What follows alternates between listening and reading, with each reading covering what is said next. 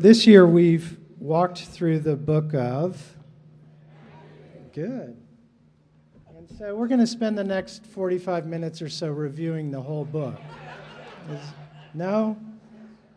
Yes. I've got one yes. That's all I need.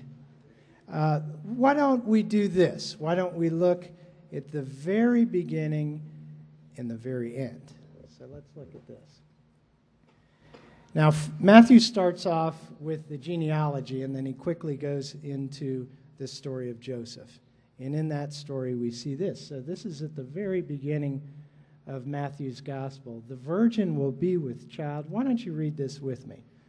The virgin will be with child and give birth to a son, and they will call him Emmanuel, which means God is with us.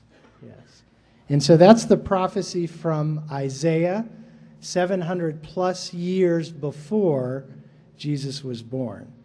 And so God with us, that's what Christmas is really all about.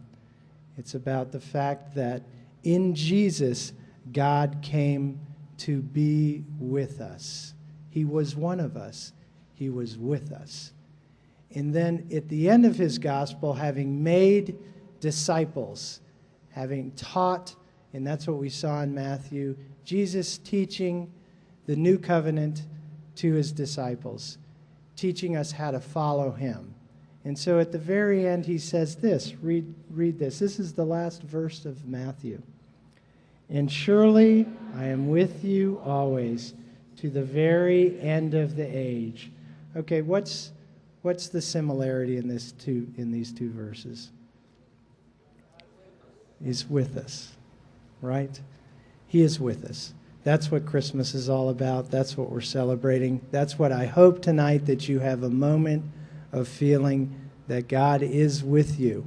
That is the gift of Christmas. It's the gift of Jesus, that God was with us. He was with us in the flesh. Jesus is saying, I will be with you. This is through the Holy Spirit until the end of this age. This age ends when Jesus returns and then is with us again. So I want you to stand up and tell people around you that God is with you.